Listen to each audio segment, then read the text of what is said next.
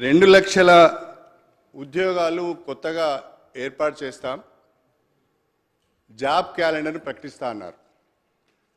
మేము అడుగుతున్నది job calendar మాత్రమే. బయట ఉద్యోగస్తులు నిరుద్యోగులు చూస్తున్నది కూడా జాబ్ క్యాలెండర్ కొరకే.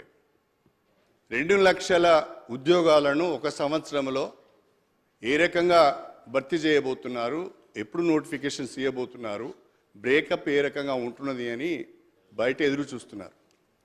కానీ చాలా కన్వీనియంట్గా మా ముఖ్యమంత్రి రేవంత్ రెడ్డి గారు, అదేవిధంగా బట్టి విక్రమార్క గారు గత ప్రభుత్వము నోటిఫికేషన్లు ఇచ్చి, ఎగ్జామినేషన్స్ కండక్ట్ చేసి, రిజల్ట్స్ ఇచ్చి, ఎలక్షన్ కోడ్ వల్ల నియామక పత్రాలు ఇవ్వక ఆగిపోవడం వలన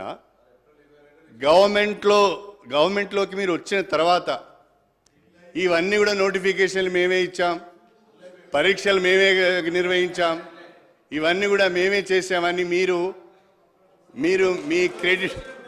మీ క్రెడిట్ బాక్స్లో వేసుకోవడం సరిగా లేదు. ఇవన్నీ కూడా ఒక్క నోటిఫికేషన్ ఇంతవరకు ఒక్క నోటిఫికేషన్ ఇవ్వలేదు. ఇవ్వకుండానే ఈ ఉద్యోగాలని కాంగ్రెస్ పార్టీ ఇచ్చినట్టుగా మీ అకౌంట్లో వేసుకుంటున్నారు. ఎవరు చేసిన అధ్యక్ష సార్, మేము ఎక్కడ కూడా ప్రతి నియామక కార్యక్రమంలో నేను హైదరాబాద్ ఇన్ఛార్జ్ మంత్రికి పాల్గొన్న అధ్యక్ష, ఎక్కడ ముఖ్యమంత్రి గారు కానీ ప్రభుత్వం కానీ మేము నోటిఫికేషన్ అని చెప్పలేదు. మీ నిర్లక్ష్యం కారణంగా ఏప్రిల్ 22 వేసారు నిన్న పోలీస్ కార్మికులు. వాటి వల్ల ఆగిపోయిన వాటిని మేము వెంటనే ప్రభుత్వంలో వచ్చిన 2 నెలల్లో న్యాయపరమైన చిక్కులు పరిశీలించి దానికి సంబంధించినటువంటి ఆగిపోయిన సమస్యను పరిష్కరించి ఇస్తా. మీరు ఇప్పుడు గౌరవ సభ్యులు మీరు నిన్ననే ఆ వార్నింగ్ ఇచ్చినారు సార్. మేము కూడా చెప్పినాం, కొద్దిగా ఈ బెదిరించులు ఈ మాటలు ఇంకా అధికారంలో అనుకుంటే పొరపాటు, జాగ్రత్తగా మాట్లాడాల్సిన అవసరం ఉన్నది. నేనేమంటున్నా, శ్రీహరి గారు గౌరవ మాట్లాడినటువంటి భాషకు సంబంధించి వారు అన్నటువంటి మేము ఎక్కడ కూడా ప్రభుత్వంలో ఇప్పుడు మేము 2 నెలల ఎందుకు సార్, ఇప్పుడు 2 నెలలనే నోటిఫికేషన్ వేయలే. Telangana state public service commission వేసినాము. Telangana state public service commission నియమించింది ప్రభుత్వము. నోటిఫికేషన్ల ప్రక్రియ కొనసాగుతుంది. నోటిఫికేషన్ల ఉద్యోగం వేస్తూ ఓపిక పట్టండి. మీ ఉద్యోగాలు వేయని ఉద్యోగాలు వేరేటోళ్ళకి రావాలనుకుంటే ఎట్లా అధ్యక్ష?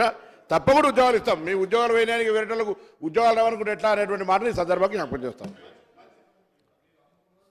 గౌరవ మంత్రివర్యులు ప్రభాకర్ గారు ఒక మాట అయితే చాలా స్పష్టంగా ఒప్పుకున్నారు.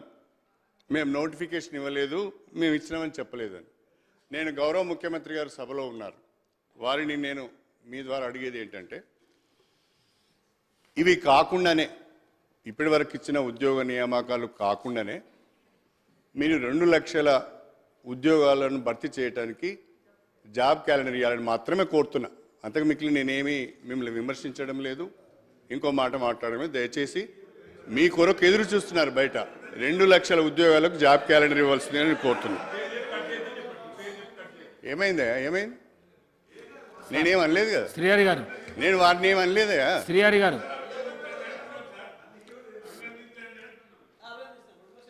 శ్రీహరి గారు, ముఖ్యమంత్రి గారు ఇట్లయితే కష్టం. నేనేమో చాలా శ్రీహరి గారు సభా సాంప్రదాయాలకు కట్టుబడి మాట్లాడుతున్నాను అధ్యక్ష. అదేవిధంగా